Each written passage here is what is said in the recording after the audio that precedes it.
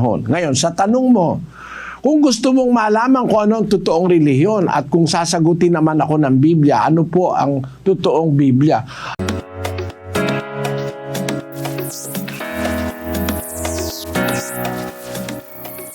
Magandang gabi po, Brother Eli.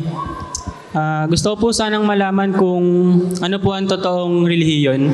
At kung sasagutin man po ako ng Biblia, maaari ko rin po bang malaman kung ano po ang totoong Biblia?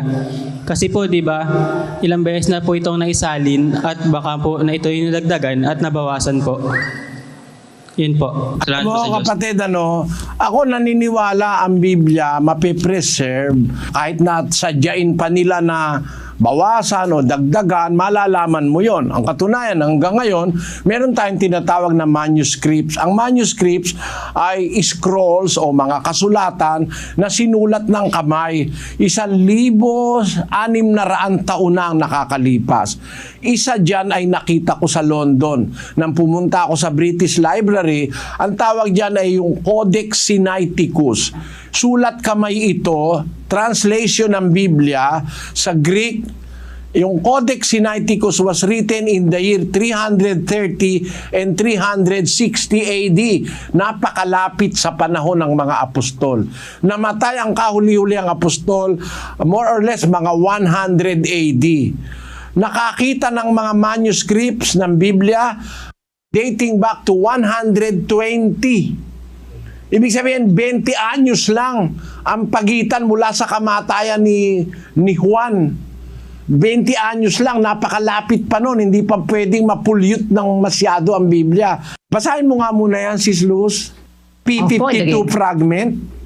Opo, ito po ito. P52, a fragment of the Gospel of John. P52 is the oldest known manuscript fragment of the New Testament. Description, language Greek, medium papyrus, approximate date 120 to 150 CE, place of discovery Egypt, date of discovery or acquisition 1920, current location John Rylands Library, Manchester, England, manuscript number P52, manuscript family Alexandrian.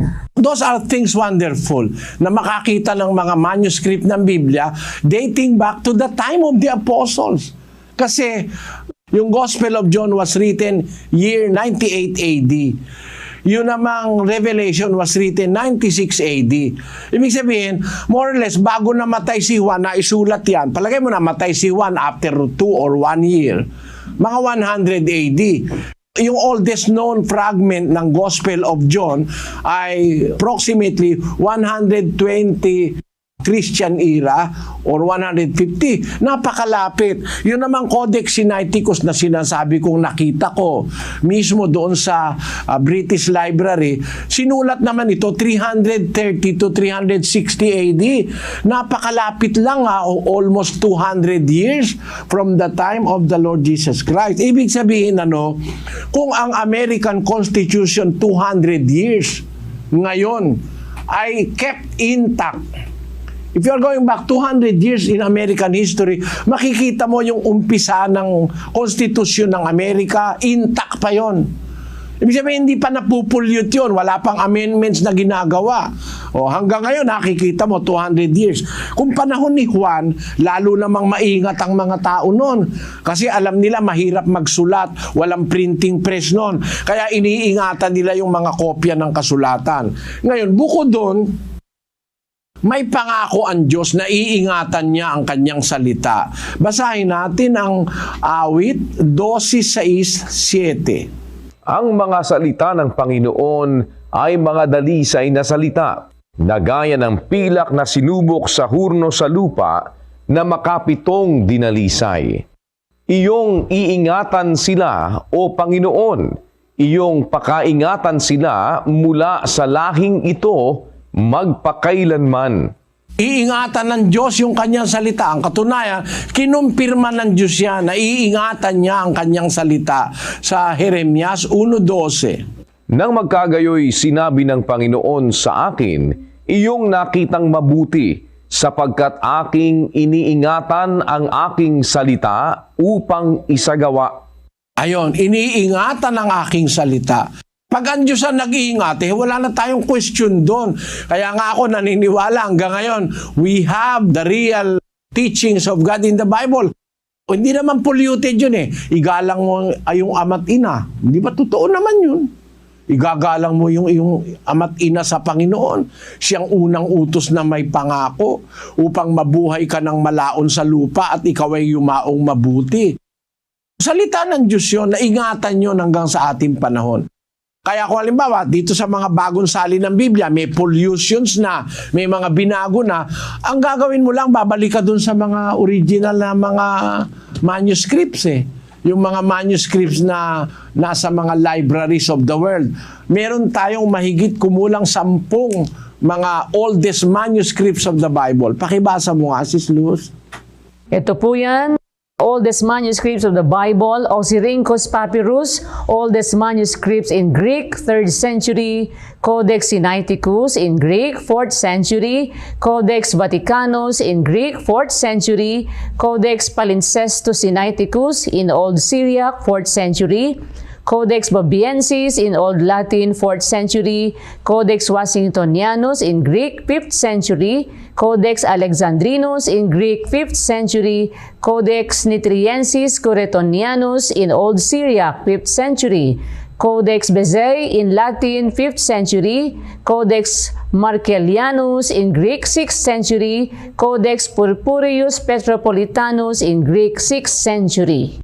Yan, from the 3rd to the 4th to the 5th to the 6th century, meron tayong mga manuscripts. Ang manuscripts, kapatid, para maintindihan ng lahat, yan ay mga Bibliang nabuo sa sinulat ng kamay, kaya manuscripts. It is through the hands of man that it was written. Hindi kagaya natin ngayon, by printing press na ginagawa ang Bible, pero noon, isinusulat painstakingly.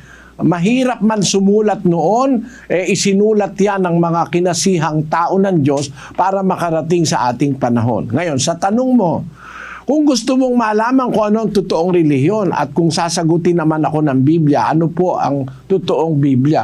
Ang totoong relihiyon nasa totoong Biblia. Ang totoong relihiyon sa totoong Biblia ay ang relihiyong itinatag ni Kristo ng unang siglo. At ang tawag sa samahan na nagpa-practice ng tunay na relihiyon ay Iglesia ng Diyos. Basahin natin ang 2 Korinto 1:1. Si Pablo, na apostol ni Kristo Jesus sa pamamagitan ng kalooban ng Diyos, at si Timoteo na ating kapatid sa Iglesia ng Diyos na nasa Korinto. Papansin mo, ang mga apostol at mga ebanghelista sa Iglesia ng Diyos nandoon. Yan mismong talata na yan sa Bibliang Katoliko na isinali ng mga otoridad Katoliko, ang nakasulat na pangalan ng iglesia.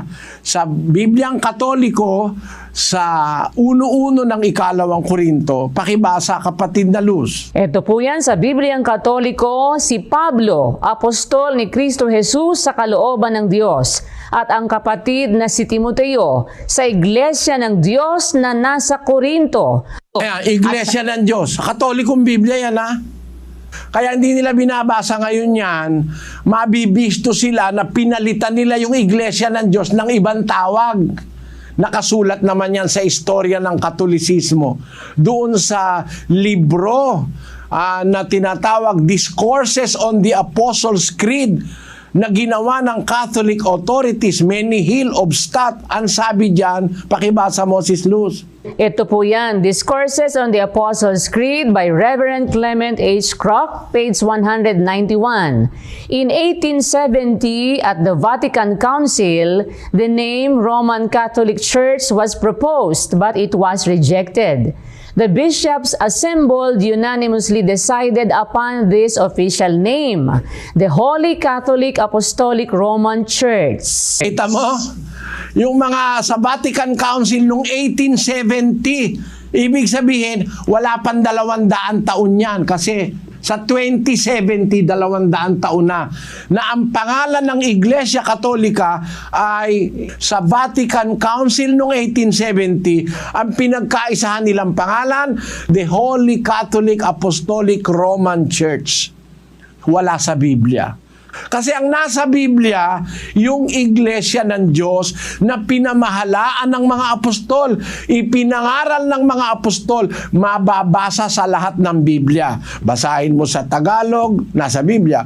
Basahin mo sa Kapampangan, Pablo, meto ngay apostol ng Kristo Jesus, king pamilatanan ning kaburyanan ning Dios at Timoteo kay katang kapatad, king iglesia na ning Dios ay at Corinto. Basahin mo sa Cebuano, si Pablo, apostol ni Kristo Jesus, pinaagi sa kabubuton sa Dios, ug si Timoteo nga atong igsuon alang sa iglesia sa Dios nga anaa sa Corinto.